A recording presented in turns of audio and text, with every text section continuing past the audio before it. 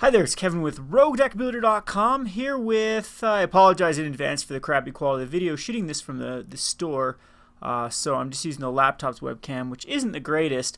Just wanted to address a topic that I've been in a heated debate, I guess, online with different people.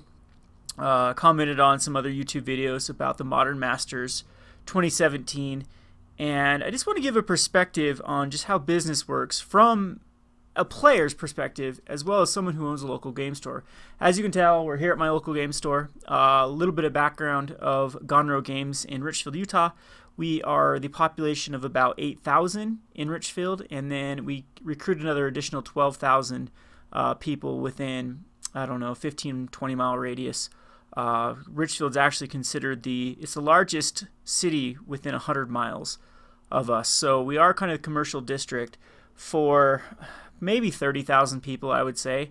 And so given that, we still are an incredibly tiny store for the population. I mean, most places to have a local game store, I'd say you'd have to be in the 50,000 range for a good, healthy population, or just have a very, very gaming-oriented community, which I would say, even though we're in Utah, which is usually nerd culture, that's the epicenter of nerd culture, that's more Salt Lake City than rural Utah. Rural Utah has a lot of farming communities.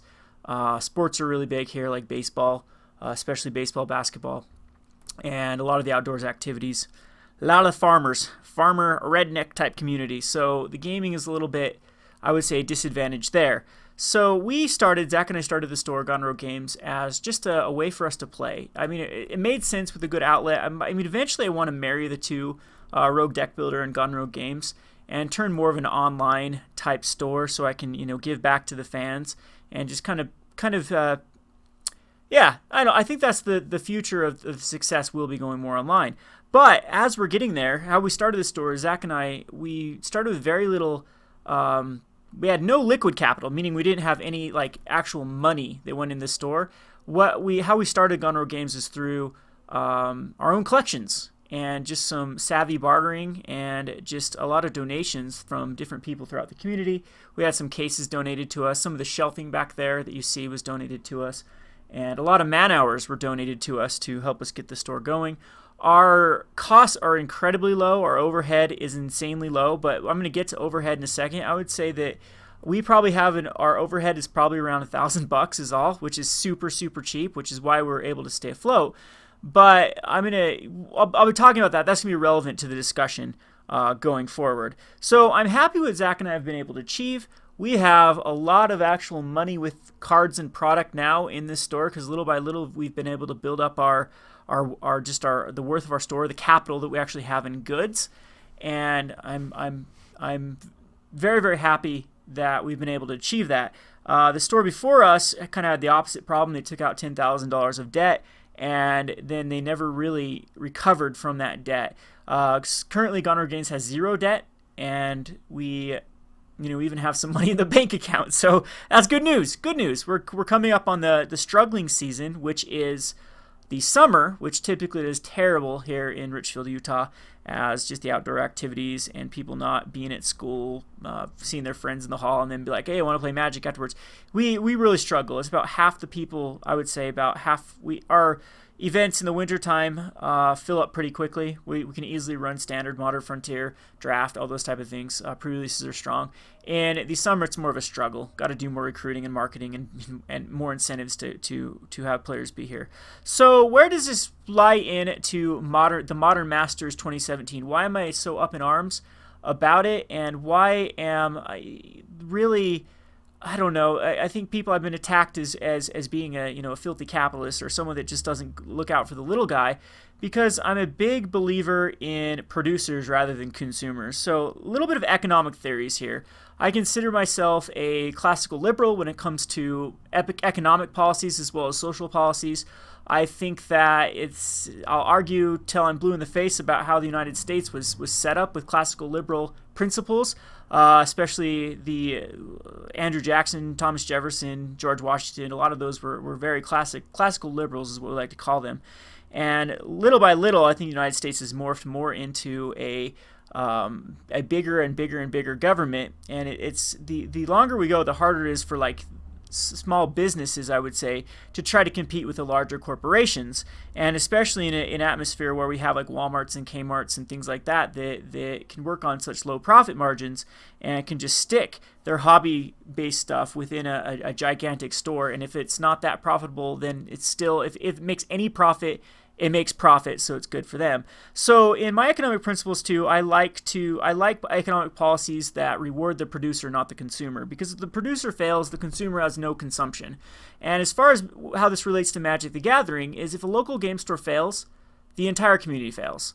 And they'll be back. Little bit of history about Richfield, Utah. Before I moved here, I came as a very competitive player. I already had made a pro tour before I moved back to Richfield, Utah.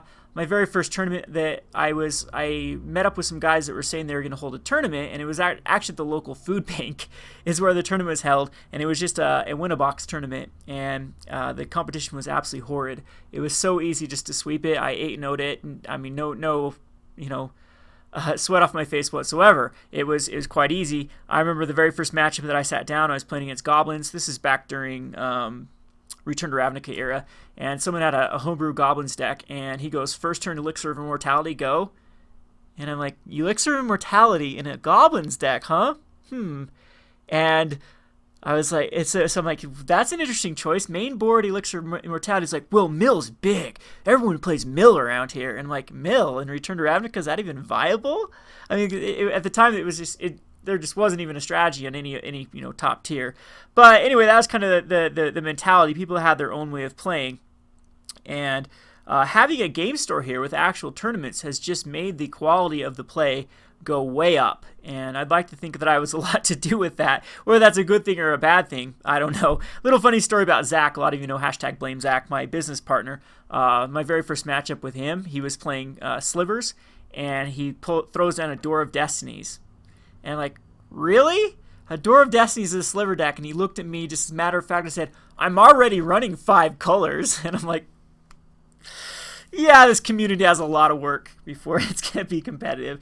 Anyway, I'm getting sidetracked. So so I think that we've been if a store like us dies, if it's not worth being profitable, and I mean, a lot of the work that we do here is, as long as we're profitable and having fun, Zach and I are going to continue to run the store. But little by little, it's become less fun and less profitable, and I think WotC is the main person to blame here. And a lot of people are actually defending WotC, or actually like the moves that WotC says, because it's allowed for cheaper products to get into the player base. And I know we called for reprints, and I know we called for cheaper products. Modern Masters 1 was an absolute joke. How fast it sold out and then like tripled in MSRP overnight. Yes, I understand as a player, as a little guy, how devastating that can be, that you don't even get to draft a set that you were looking for to do so. But I think the pendulum has swung the other way, and the Wizards is definitely rewarding the consumer over the producer, and I think that's a very dangerous road to go down. As again, if the local game stores start to fail, then there is no community and there is no place for Magic to be played. The advantage that Magic has over online video games is you interact with people. As soon as the game stores go away, that interaction is done. It's going to be very hard for people to meet up and play, and yes, the kitchen table players will be okay, but for people like me, the only reason I played Magic was because of local game stores. So let me tell you, this is my little rant of Wizards, and this is coming from more of a stoner owner perspective than anything. But this is 2016, and now the start of 2017 has been a very tough year. First of all, I think that Wizards needs to do a better job policing the fake local game stores. If you go on eBay and see all those $175, $180 Modern Masters booster boxes, that's complete utter bullshit. These are stores that don't have stores, the majority of them, that somehow eke out product from Wizards, and if they can make a buck, they can make a buck. Now back to overhead. Why overhead matters so much is you got to think of, or margins. I talked about margins in another video before. Why margins matter like crazy is I have overhead just to operate the store. Our overhead is very, very minuscule. $1,000 a month is probably give or take is a little, just for the sake of argument, for a nice even number. is $1,000 a month. When we buy from our distributors, we're getting prices between 58 and 65%. When we buy directly from Wizards, we get things from 50 to 55% of MSRP. So our margins on those type of goods are between 45 and 50%, and then a little bit less from the distributors. So to just keep the overhead alive, just to be able to pay to be in this, we need to do like what, $2,200, $2,300 of sales, excluding taxes, fees, all the other stuff, in profit, just to keep our overhead and replace what we sold. And the amount of people that just don't understand margins just baffles me. We have a few of our regulars here that think they're the most supportive people, and I love them. Don't get me wrong. I'm glad that they patron us and that they do support our store rather than go to Walmart or go to eBay. But I mean, I have one customer, he buys cases, and usually buys 2 cases per set, and a lot of times we'll get like, well, I must be the best customer ever because I just spent $1,100 here. But before he bought cases, he kind of gave an ultimatum. He's like, I can get them for $520 on eBay, but I'm willing to do $550 to get them through you. And at that point, a sale is a sale. So of course we're like, yeah, we'll make $70 because I had cases at $480 a piece. So I'll make $70. I'll make $140. Sure. That's awesome. But then you start hearing things like, oh man, I'm just the best supporter of this. I spent $1,100 a month here. Man, I'm keeping you guys in business. When I just kind of shake my head and be like, that's $140. That's actually not that great. In fact, we have a foil chaser that comes down and drops like $200, $300. And the way it works is here we give, there's no demand for foils here at my store, and they're hard to unload them online. It's just they have to be in perfect condition. I don't mess with foils. I don't like foils because they are difficult to move. I'd rather have stuff that has a bit higher volume and easier to move if we need to. And I have a foil chaser that comes in and buys all the masterpieces and expeditions when he comes down to Richfield, and he spends a good $300, $400. And we make like huge margins on that. Like I'm saying between 75 and 85%, because we're able to do trade-ins and things like that. So we're actually getting the masterpieces and expeditions for a lot cheaper. And it just, so one day I just did the math. I'm like, that person that spent $300 on masterpieces made us a lot more money and helped keep us afloat than the person that spent $1,100 on 2 cases. And it's just, so back to, now we can go full circle back to why I'm upset about Wizards, about their recent products. So I'm really worried right now because Modern Masters 2017 is looking to be a bust. Now after the packaging is out and we see people blowing it out for $180 free shipping on eBay. So let me explain that really quickly. For a store owner like me that is not a mass seller, is not a power seller on eBay, that means I don't get that huge rebate at the end of the month from eBay. A lot of people live and die on that rebate. So if you are a power seller, if you get like a super seller, I don't know exactly what the terminology is for eBay, you get a little of rebate back from PayPal and eBay. It comes out to like 2%. And when you're doing $100,000 of sales a month, that's, a couple grand worth of rebates, and that's enough to pay a part-time employee. For us, just take Modern Masters for example, we get 24 of them. If we were there to sell them for $180, we would basically break even on our entire transaction. It'd be worse than, if for the few bucks that we do make, it'd be worse than minimum wage by the time way worse than minimum wage by the time we package everything and ship it off. And so it's just not worth it for us to do so. If we're to sell it at our store and sell it for $180, it's cutting into our other margins because we're competing with ourselves. A local game store, especially like my own, in a very, very niche community, a very small community, we cannot like compete with our own products. If we have profit margins, they need to stay at that 45 to 50% mark. I cannot take hits and give people like these massive deals, otherwise we're not making money, because everyone has a finite amount of money in a community like this that they're willing to spend. I have players that are going to spend $200 a month on Magic. So if I get insane profits off of that, or next to nothing profits on that, that's the difference between us making our margin, or making our overhead, and not making it. So for me to sell a Modern Masters box here at Gone Rogue Games and make $180 and make only about $40 on the $140 investment, that is a lot worse than even selling booster packs at 3 for $10. And it'd be killing our business to be giving those type of sales. Now eBay, how it would work for us, if I was to put Modern Masters online for $180, you got to think that Modern Masters in those awkward boxes, so I can't do the $6.50 bubble wrap flat shipping rate that you can get from the even the free shipping materials from the USPS. Plus, it's a $180 box. I don't think that people want to receive that $180 box in a bubble wrap, but you can't put it anyway because of how awkward the box is. So that actually makes a huge difference, because now it's going to take between $8 and $12 depending on what they have it called regions for the United States Postal Service. So it's $8 if I send it anywhere in the Rocky Mountain region. If it's California, it's $9 to $10. If it's over somewhere like Maine, it's going to cost me $13 to $14 to ship off that box compared to that flat rate $6. So that cuts into your profit. Also, eBay and the PayPal fees are going to be around 11 to 12%. So off $180, that's going to take off another $20. So now we're down $33 to ship, or between fees. So we're down from $180 to $147. Is it really worth it to ship off a $7 product? No. Now, why these used to be so important to local game stores is these used to kind of be gifts to local game store. They're very limited print run things. And a lot of times they could sell for MSRP, and MSRP, that's great profit margins. If I can sell a box for $230, I've made $90. I mean, of course, after fees, it's less than that, but that's a healthy little investment and return, and it keeps the local business afloat. At least really helps for us reinvest into our product and reinvest into the stock that we have here, which is good for everyone. The Wizards is now with Modern Masters. If I have to blow it out at the $180. Is going to be, I would say, 5 times in a row that Wizards has screwed us right in a row as a local game store. So it's why I'm upset about Modern Masters especially is back in November or December, they sent off a thing in the Wizards Play Network saying that we have to commit to buying a certain amount. So our allotment is 24. So we had to, on that day, commit if we were going to buy our allotment or not. So that's $3,360 back in November that I had to say, without any information of what's going to be in the set, yes or no, do I want it? And of course we said yes, because of course the last Modern Masters have been so no-brainers. But this one is getting scarier and scarier, because now still they haven't even hyped up the damn set. It comes out in less than a month, a few weeks away from now. I have to order it on the 7th. And I committed to it. See, if I tell my distributors no now, you think they're going to let me to order from them ever again? They're going to be like, no, you screwed us on those Modern Masters that you said yes you wanted. Now we're stuck with them.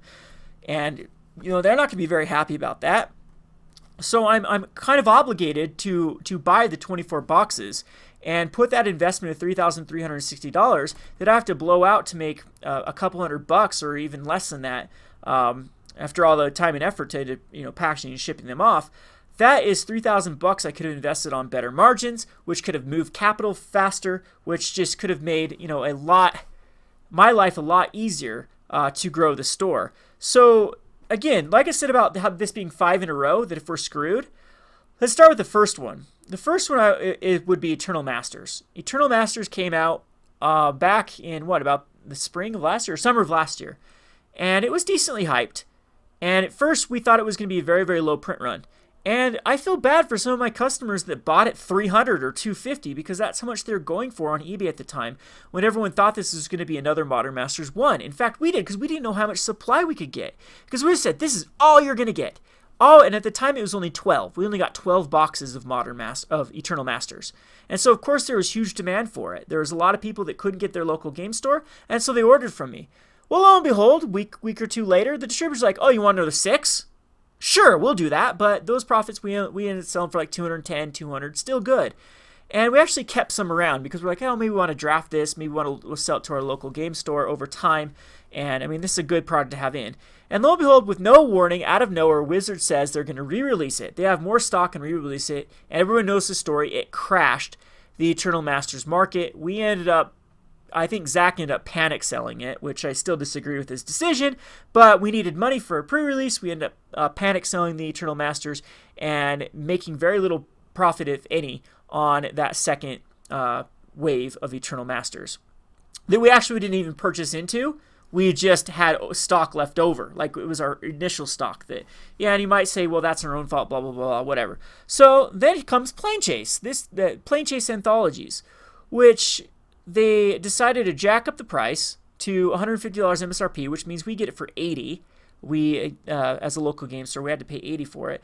And they sell on eBay for, They end up, after everyone figures out that, there's really not that much value in this damn thing, and they overprinted it because, again, they lied, said, oh, you're only going to get 7 of them, and then lo and behold, oh, actually, you can get 4 per week. And we're like, what? I mean, and then we start seeing them there is a place called Larson's Ace Hardware that is a freaking hardware store that just has they sell like board games there. They have like a fishing. I think it's just like their family. The Ace Hardware is a hardware store, and then you can put like anything else in the store. We go over there and they have them. They're not a WPN store. They had Eternal Masters as well, by the way. They're not a WPN store. They don't have any Friday Night Magics. They don't have any tournaments at all. All they are is, I think that they might have some fans that work over there at the hardware store. That they also they're like the only board game, like the better higher end board game in the city, and they have Plane Chase anthologies and Eternal Masters. No problem. Didn't have to commit. Didn't have to do anything that the rest of the world, the rest of the local game stores had to do, and they compete with the local game stores with what we thought was going to be a very exclusive product, which got us to push the button on the cash cow for Wizards of the Coast. So Plane Chase, we're still stuck. I still have 6 of them. I think I still have 6 Plane Chase anthologies that are still selling for nothing on eBay. I think we take a loss after we took the shipping. Them is a pain in the ass for these things. They are very awkward to ship just because of the dimensions. But anyway, just not it's just, we're stuck with them. We're out of the money on that. We'll probably, if I'm holding on to them because I don't want to take a loss on 6 of them. I don't want to liquidate them out. So there's number 2 in a row. Then comes the Commander, where the opposite happened. They told us that this was going to be a high printed run. So we go and we order our allotment that we can get week 1. We order our allotment we can get week 2. Week 3 comes around and we try to order it again, and they say, we don't have any at the moment, but next week they will be restocked and we'll ship them to you. So just next week, just order them. So we continue to sell them to our community. Commander is very, very popular here. And so we're like, we pre-order, well, we allow customers to pay and order them. And then we go to get them ordered the next week or 2 weeks later than that. And Wiz said, oh, haha, just kidding. We're out of them and we have no plans of doing another reprint. And so being good business owners, Zach, I think, drives the city away and to a Walmart where there's not a big Magic community and buys some Commander decks at Walmart cost just so we can fulfill our orders, and so we actually take a cut or actually take a loss on the orders because Wizards again blatantly lies to us or misrepresents what they have, and as a store we're unable to adjust in time and end up taking a hit from that Commander set. Well, then comes the pre-release. The pre-release comes and we order everything months and months and months in advance, and then they have some flooding in California, and Wizards is so paranoid about product getting out early, even though everyone on the East Coast seems to have that crap 2 weeks in advance. But since we're close here in Utah, they ship it out Wednesday. I think they ship it out Tuesday when you're supposed to have it Thursday to have it ready for your freaking pre-release. So Tuesday comes, there's flooding in California, they can't ship it. It doesn't get us. It's a week late. And what does Wizards say? Oh, just do it on launch day. No biggie. A pre-release is not a pre-release on not the pre-release. It's a release, and there's not hype anymore. The whole point to the pre-release is to be able to play cards before you have the option to go out and mass buy them. It's a cool little experience. Release comes, everyone's already opened up a ton of boxes. In fact, we were doing our launch day the same day, and it was just plain ridiculous. Wizards didn't seem to give a crap, and they got their money out of us, and that's all they cared about. So here comes Modern Masters 2017, and now that I hear that it has 5 times the amount of stock that Modern Masters 2015 does, in fact, distributors are begging us to buy from them. I've never once in my life heard from a distributor like, how many would you like of this exclusive product? Usually we are so low on the totem pole because I rarely do distribution. The only time I do buy from my distributors is when I need things like these sleeves here or like product like Dice Masters or Pokemon. That's the only time we go through the distributors. Other than that, we easily fulfill Wizards fulfills our needs with how much we can sell in our local community. And so Wizards are begging us to buy Modern Masters 2017. So how in a good conscience can I try to hype it up to my viewers here on Rogue Deck Builder or to my own people here at the store in my local community when it's going for $180 on eBay? I can't make a profit on this stupid thing, and it just feels like these are the things that used to keep local game stores afloat. And it just doesn't seem like Wizards even gives a crap about local game stores. Maybe they'll push their stupid standard showdown garbage again, but whatever. I'm just extremely frustrated, and this is just the very long rambly rant video. Just about, I hope that they change their policy again. I understand as a player when you can't get product, like Commander Arsenal, that was pretty much BS.